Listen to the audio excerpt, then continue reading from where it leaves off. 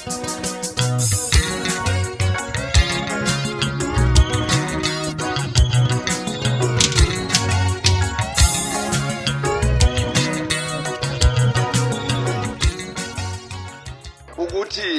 wayezalwa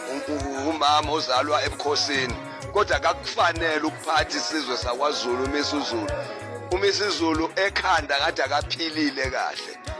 anisulona isibekela leyo nkosi leyo nkosi udodi le ikhipheni akuhlale nje indlu inkulu ikhipha uMisuzulu basifakele umuntu oright ozohola isizwe sakwaZulu lowo muntu ngendlela angasethatha ngakhona inqumo ngathi ubhema nje idakamisho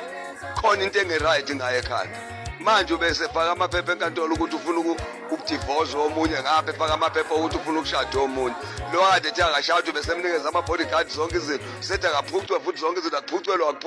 akudivorce lo akuthathwe lo kade eshadwa akasashadwa futhi icala enkantolo uxosha ubuthelezi athi induna nkulu ebekuhuya akakaphela inyanga lo muntu uyagula lona ningalona isitshela la nina ukuthi kanti nani sosuke sithi akonkosi esasiphethe thina manje ngabe ningamkhiphi mkhipheni sithi mkhipheni manje hey udlala ngathi nina khiphani lo muntu loyo bantu bakwaZulu khiphani lo muntu okuthiwa uMisuzulu nani tshelwani phela manje ukuthi namakhosi ukuthini mangabe ningakwazi ukubona ukuthi simoshakalelwa kuba yithi njengamaZulu sifuna inkosi thina efana nobaba wakhe njengoba desiphethe sigodama esiphethe umhlokombani the drugs wayengahlonipha umntwana ingonyama kakho ungakwazi endlunkulu uthi ngo2010 wathi cha awungaphela u2010 ingonyama ingamnikezela isihlalo sayo ngo2016 kwasho yena futhi wathi cha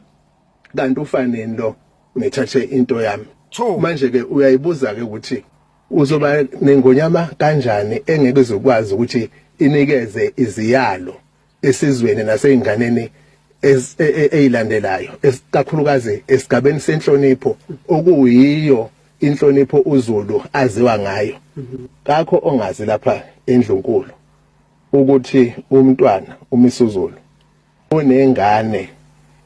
ezalwa umfwabo wengonyama lokho kulichilo